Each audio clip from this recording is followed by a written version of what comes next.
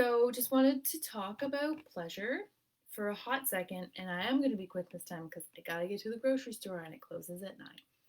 Um, I have been thinking about pleasure a lot. I talk about pleasure a lot. I'm on my own journey to experience more pleasure. Um, so, I am running a little pleasure challenge in the Facebook group I manage for empowered women, empowering other women.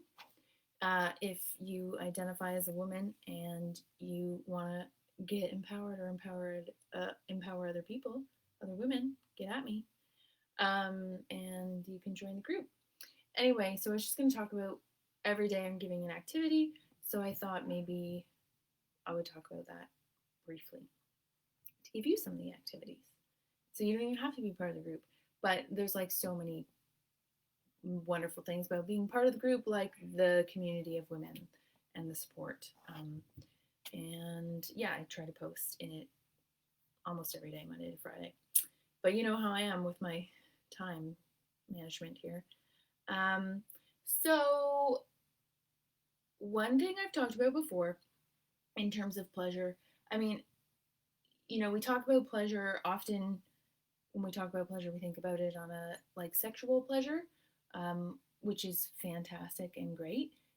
But a lot of times, our ability to experience like sexual pleasure, um, you know, is related to our ability to experience pleasure elsewhere. And I think that if we want to experience more pleasure in our life, in our bedroom, in the bedroom, then we need to be opening ourselves up to more pleasure in general. So, I have been on here before talking about scheduling your pleasure, and I'm all about that. So, the first activity, we're only on day 3. So, 3 things. The first activity that the folks are asked to do is, hey, giving back always, um, is write a pleasure list. So get familiar with what is pleasurable in your life and what you find pleasurable. Um, a lot of times we don't even think about the things that bring us pleasure. Those little things, those lovely things, you know, I love coffee in this room with a good book. I love fresh sheets. I love dancing. I love being in the sun and feeling the sun on my skin, or petting a cat, both literally and figuratively. Um, so those kind of things that bring you pleasure. So I suggest writing a big ass list of things, all the little things. Eating crackers in your kitchen, standing up, whatever it is. Um, Guilty pleasures too. And I'm not talking about things that you utilize in terms of escape or like numbing that we might identify as pleasure. Some of those things can be pleasurable, but they're like done in excess, like alcohol, exercise, shopping, even sex, um, drugs, TV, watching TV. All those things can be pleasurable, but if they're done in a way that is not beneficial to us, and we're using it to numb out or forget about or escape our reality. I wouldn't suggest those on the list.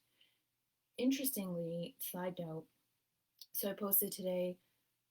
I can't go get it because this phone is sitting on something that will fall over if I get up. But I got the book by Dr. Nan Wise, called Why Good Sex Matters, and it's all about pleasure and the brain. And I'm really excited to start it. I'm trying to finish some other books first, but I don't know if that will happen. But anyway, interestingly, I was listening to a podcast with her on it, and she was talking about healthy hedonism, which is something that I have.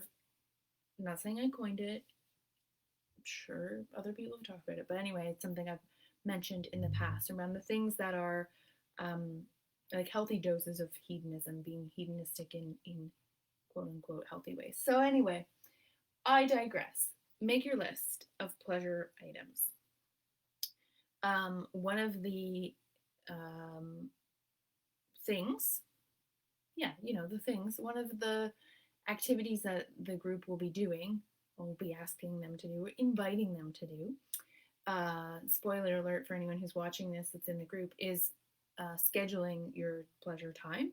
So, really big fan, and I've talked about this on lives before about putting your pleasure activities into your schedule, because I don't know if you like me, but I will do all the things that have to be done, the to-do list, etc.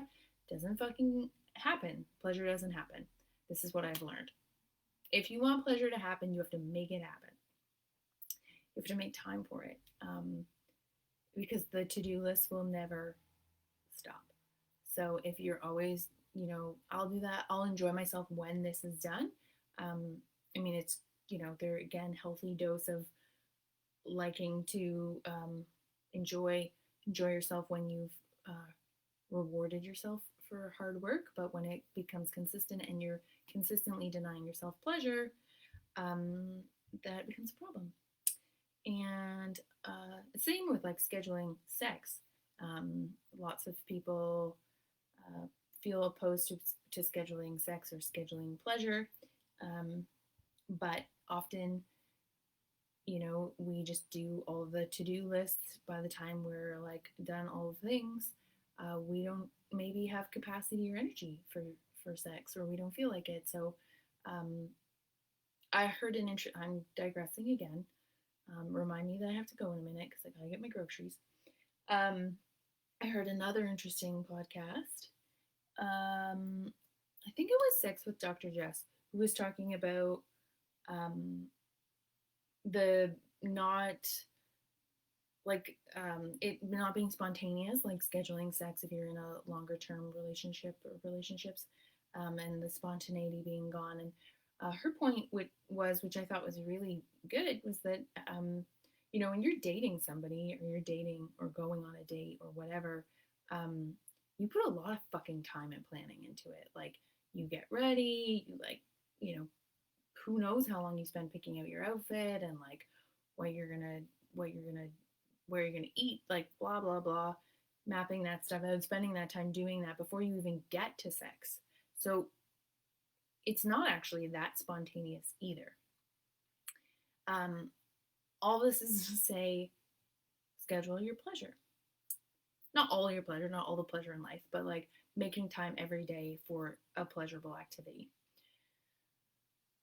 2, get a little curious about where you are not experiencing pleasure, or where you're blocking yourself from pleasure, where you are denying yourself pleasure, and why. So, like, for example, like, I'm always doing my to-do list, and then I just don't have energy to do something enjoyable.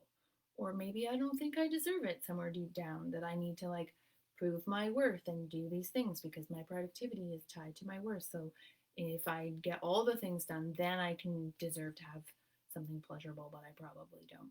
Or what ways am I like wanting to say yes, but I'm saying no, or say no, but I'm saying yes?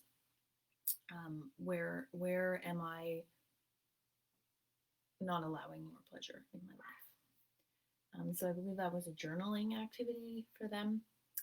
And then thirdly, or fourthly, I guess, um, is mindfulness in relation to pleasure.